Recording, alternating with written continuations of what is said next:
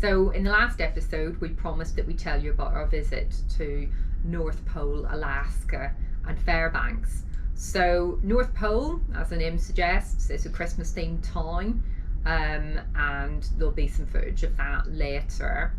It's also got some really beautiful, well-maintained trails. So one that we did was we did a biking trail. We ran it around a place called Chena Lake, and that was beautiful, and we only sort of encountered 4 or 5 people. Really great facilities, really great paths. During that time we stayed at an Airbnb with a husky called Sven and a German Shepherd called Sage. We also tried to visit, but unfortunately it was closed, Firewalker Kennel, which is a kennel specifically for Malamutes, where they show you around and you can do sledding. So just for 1 hour it's $85 per person, so it's fairly expensive.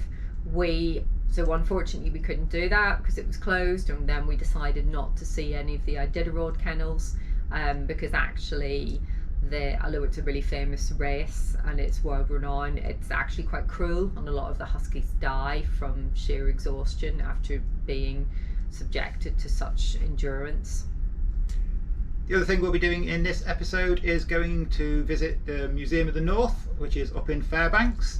It's actually the most northerly part of the trip we're going to reach here, so you could argue that's actually the start of our trip south down to Ushuaia in Argentina. Fairbanks also is a great place to come and see the Northern Lights, the Aurora. We haven't got any footage of that because you generally need a specialist camera. It would really come up very well on a GoPro. After that, we'll be showing you our drive down to Denali and the national park there. We didn't get too much footage from there because the way you do that is you go out on a transit bus, and obviously a GoPro through the window doesn't pick up a huge amount, so that was more about cameras and binoculars, but we'll be talking a bit more about that at the end of the episode. So here we are at North Pole, not the North Pole, but the city of North Pole. It's Christmas in September, and every other day of the year if you live in the North Pole.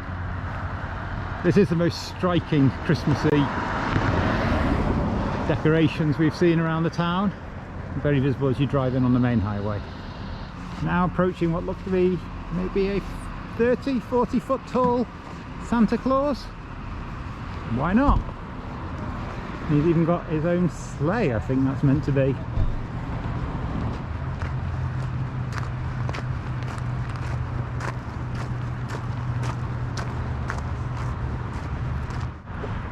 So on the edge of North Pole there's a reindeer experience. As you can see, there's a few reindeer here. Some pretty impressive antlers on them. It's 5 in total that I can see here. I'm just moving around. There's some amazing antlers on him.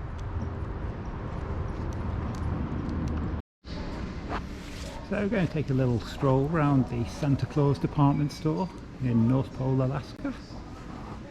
So you never know when you might need some Christmas goods, a Christmas tree, Christmas decorations, and this is the place to come get them for all your Christmas needs, no matter what the season might be. It really is quite striking as you walk in with a huge number of Christmas trees.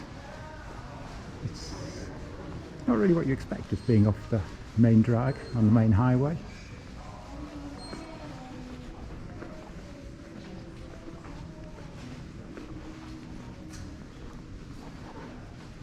Would you like your seat and bag? No.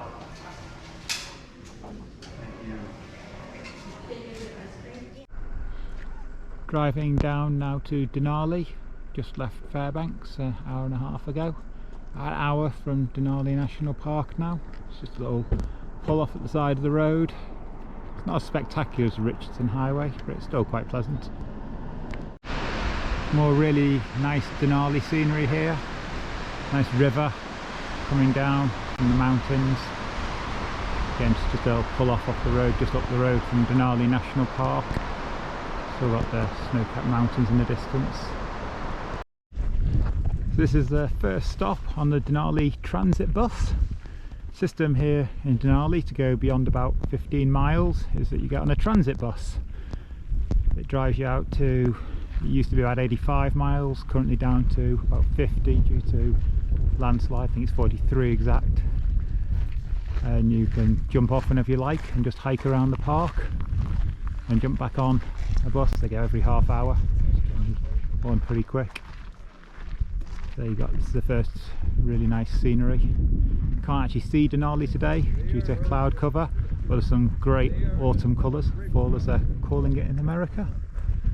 And then the fall colours only last for about 3 weeks here. Goes rapidly from summer and being very green all the way to the end of the season, which is in 3 days from now, because this is September the 13th, end of the season September the 16th.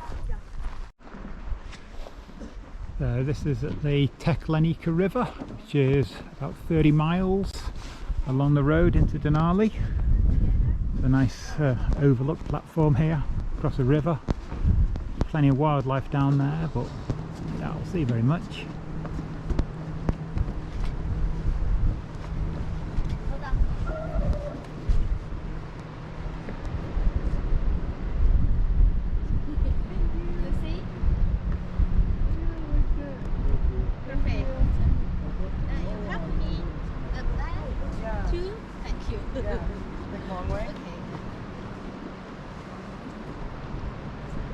Sometimes it's the path of least resistance. So hopefully you can pick up a bear on the road right in front, running away from the bus. We've been chasing him now for about 200 metres. He's a pretty quick bear. Hopeless. Please be quiet.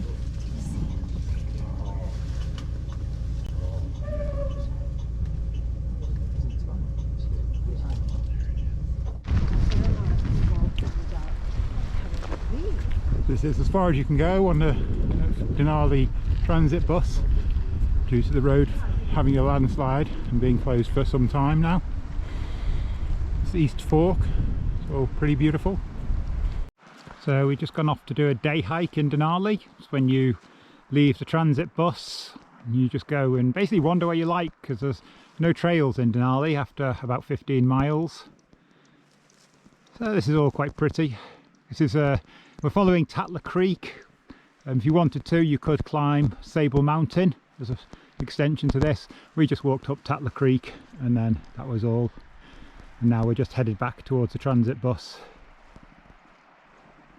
So just to give you some more details about the Denali National Park, if you do want to visit there, then there is a really great value pass you can have that admits you to almost all the national parks and a few other things in the United States, which costs $80 for an entire year, and that covers actually up to 6 people, so it's generally normally a carload, and it's phenomenal value if you're touring around like myself and Jane are, because we're going to go to probably about 10 national parks, I'd guess, on our time in the US. So obviously to get into all of those for just $80 will be sensational value. So that's called America the Beautiful Pass, costs $80 and you can pick it up at most national parks. For Denali, you'd need to pay your entry if you don't have that pass. I think that's about $15 per person per day.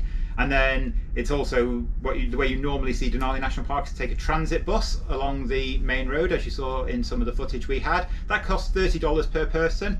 At the moment it's an 86-mile round trip, so it takes a fair amount of time. It varies depending on what wildlife you see, or even at the best of times it's going to take you several hours. There's also a variety of trails near the front of the park, and you can go and see some sled dog demonstrations. So there's other things to see as well, so you might well want a couple of days there in the area, and if you're just spending a few hours then it's absolutely fine to go and see the entrance and do the things at the entrance, and then maybe spend a full day doing the transit bus. James just going to say a few words now about what we're going to do in the next episode. So in the next episode, we're going to show you our visit to the Alaska Conservation Center, where they've got some exciting projects with animals, including a reintroduction to the wild. We'll also show you our visit to Byron Glacier. So you might have heard Kevin talk about Portage Glacier. We actually discovered it's not called that. It's called the Byron Glacier, and that's a glacier you can walk right up to from a really short trail. So it's very, very accessible glacier. And then also, I just wanted to mention our cruise ship journey that's coming up. So that's an 8-day cruise along the Alaskan coast with Royal Caribbean. So I hope to see you in the next episode when you can see our really rough overland expedition on a cruise ship.